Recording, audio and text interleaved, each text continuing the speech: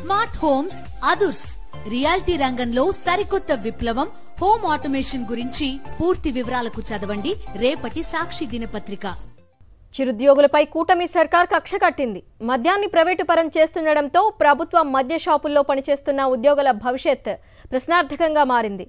ఉమ్మడి నెల్లూరు జిల్లాలో సుమారు 1200 మంది ఉద్యోగులు రోడ్డున పడే ప్రమాదం ఉంది.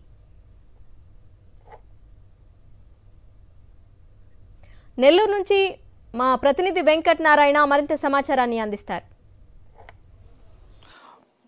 మద్యాన్ని ప్రభుత్వం ప్రైవేట్ పరం చేయడంతో అందులో పనిచేసే ఉద్యోగులు రోడ్డు పాలయ్యారు. తమకు ఉద్యోగ భద్రత కల్పించాలంటూ వారు ఆందోళన చేస్తున్నారు. ప్రస్తుతం వాళ్ళ డిమాండ్స్ ఏందనే విషయాలను మాట్లాడదాం.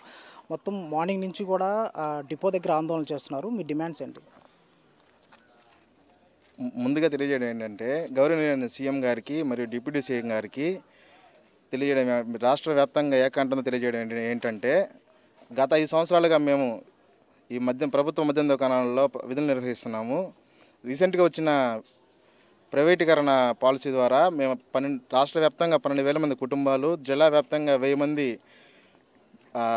మేము ఎంప్లాయీస్ ప్లస్ మా కుటుంబాలు కూడా వీధిని పడే పరిస్థితి ఏర్పడి ఉంది. అంత కష్టకాలమైన కరోనా టైంలో కూడా ప్రాణాలు తెగించి మరి విధులు నిర్వహించాము. ఎంతోమంది చనిపోయిన వాళ్ళు కూడా ఉన్నారు కరోనా టైంలో.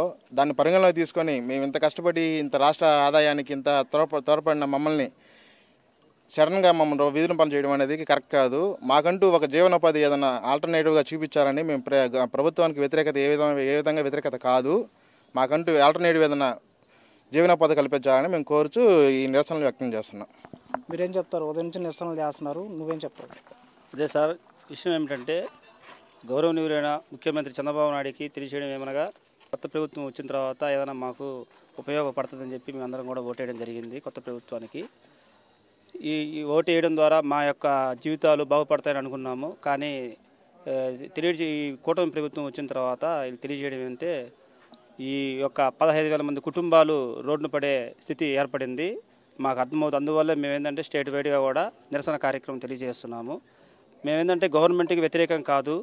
మా యొక్క జీవితాలు రోడ్డున పడకుండా మన గౌరవ ముఖ్యమంత్రి నారా చంద్రబాబు నాయుడు గారు, అలాగే మన డిప్యూటీ సీఎం పవన్ కళ్యాణ్ గారు మమ్మల్ని ఆదుకుంటారని కోరుకుంటున్నాము.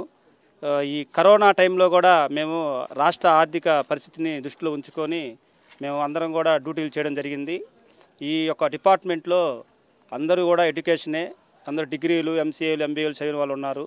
వాళ్ళని దృష్టిలో పెట్టుకొని ఆల్టర్నేటివ్గా మమ్మల్ని రోడ్ల మీద ఇవ్వకుండా ఆల్టర్నేటివ్గా ఏదో ఒకటి చిన్న ఉపాధి కల్పిస్తారని గవర్నమెంట్ని వినియోగించుకుంటున్నాం.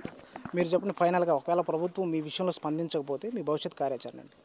మేము ఖచ్చితంగా అయితే పోరాటం అనేది చేస్తాం. మేము ప్రజెంట్ వచ్చేసి ఈ కొత్త ప్రభుత్వం ద్వారా మాకేదో మంచి జరుగుతుందనేసి మేము ఓటేసాం పవన్ కళ్యాణ్ గారికి, అలాగే చంద్రబాబు నాయుడు గారికి. కానీ మమ్మల్ని మటుకు రోడ్ల పాలు చేసేసారు. మా కోసం ఏదో ఒకటి చేయాలని మేము కోరుచున్నాం. చేసేదాకా మేము ఈ నిరసన అయితే కొనసాగిస్తాం.